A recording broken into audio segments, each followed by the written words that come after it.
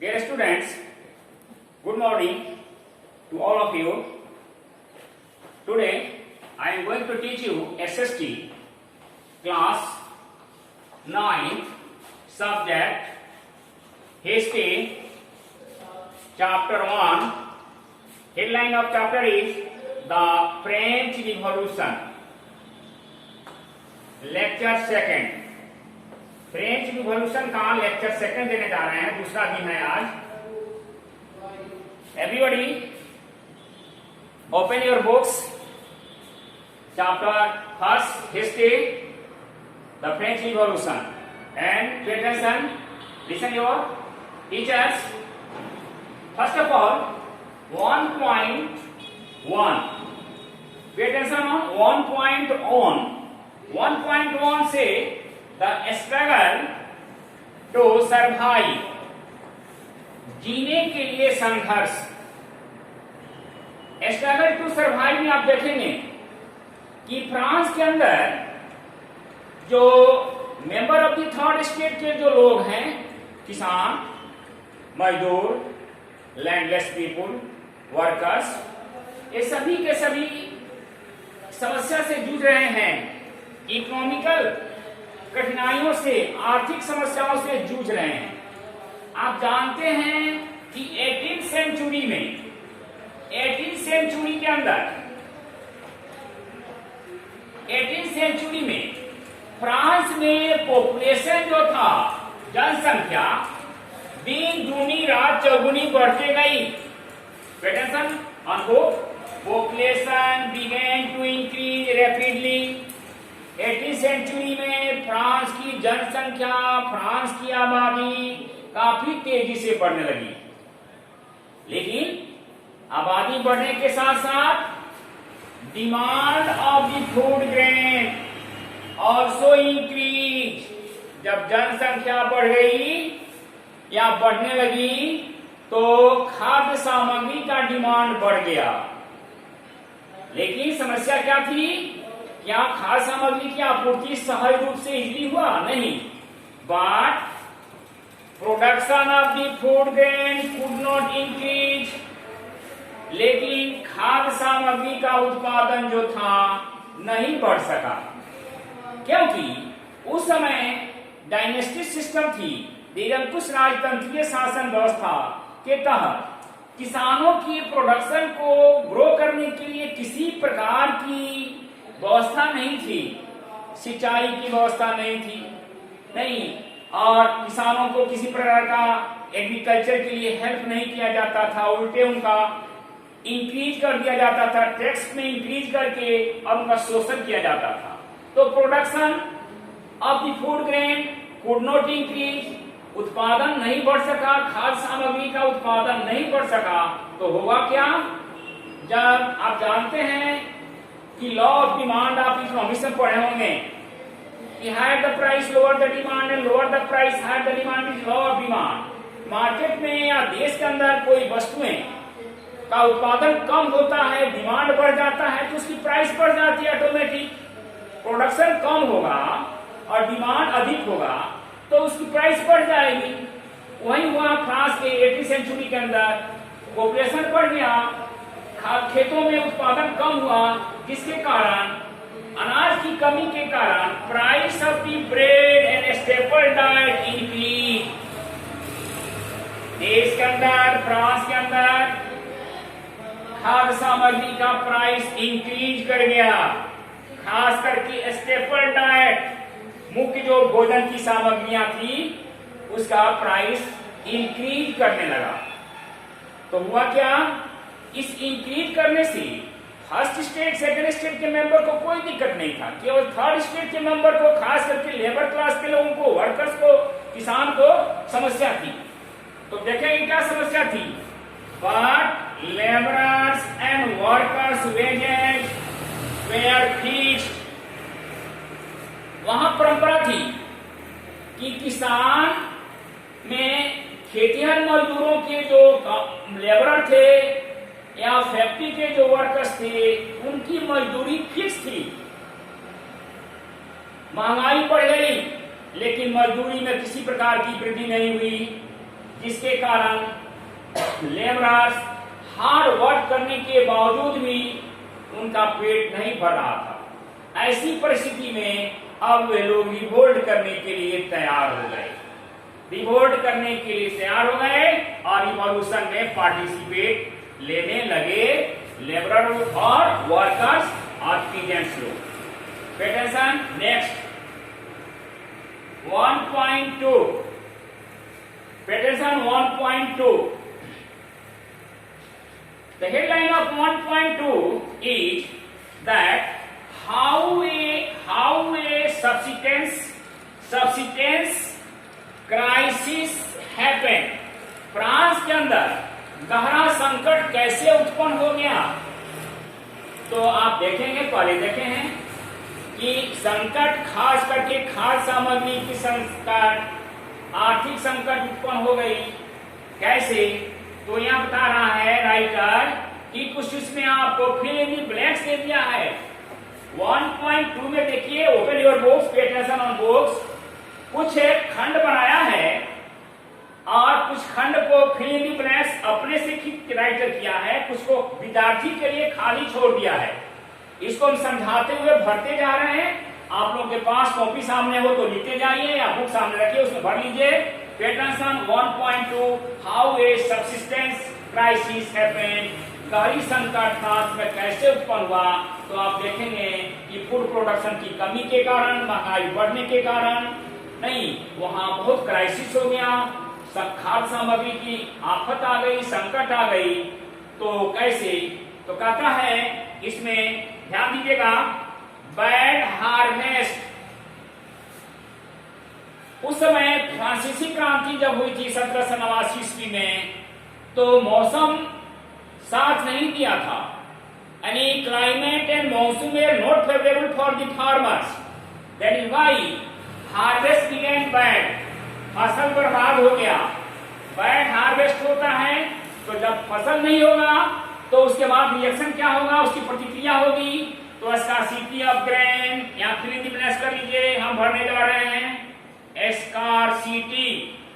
Scarcity of grain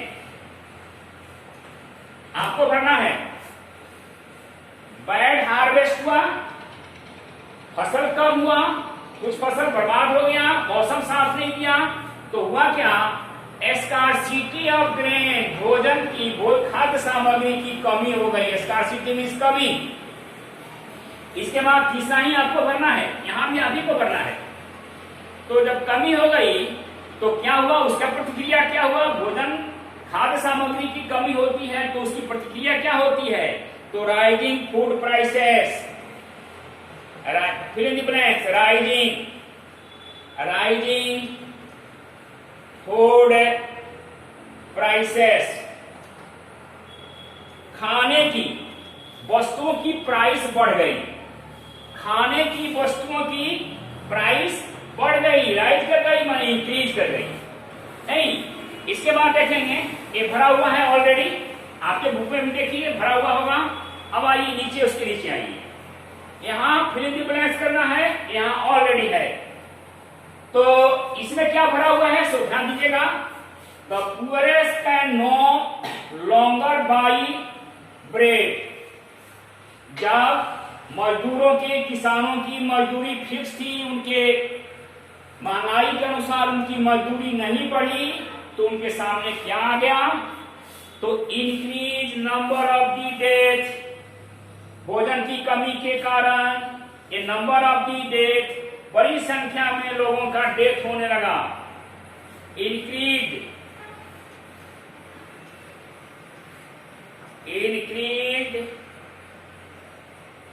number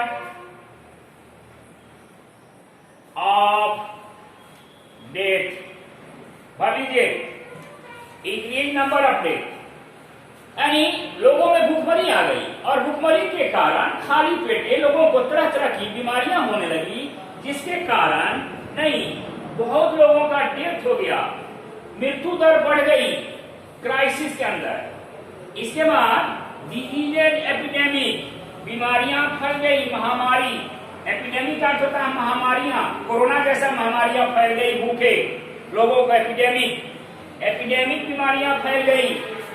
नहीं तो भोजन के अभाव में या खाना के अभाव में जो बीमारियां होती है सो आप जानते हैं, आप लोगों को हैजा होता है, कलरा होता है। इसके बाद आगे बढ़ना है आपको। तो जब बीमारियां फैल गई तो वीकर सेक्शन के जो लोग थे उनका शरीर कमजोर होने लगा।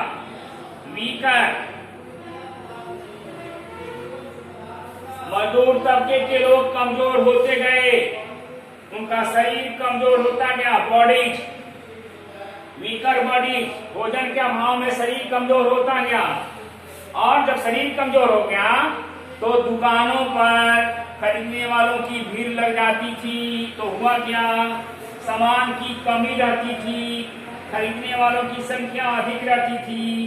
तो ऐसी स्थिति में फूड राइट्स, खाने की दुकानों पर, भोजन के सामग्री की दुकानों पर राइट्स, लोगों के बीच में दंगा हो जाता था कि हम खरीदेंगे, हमको दे दो।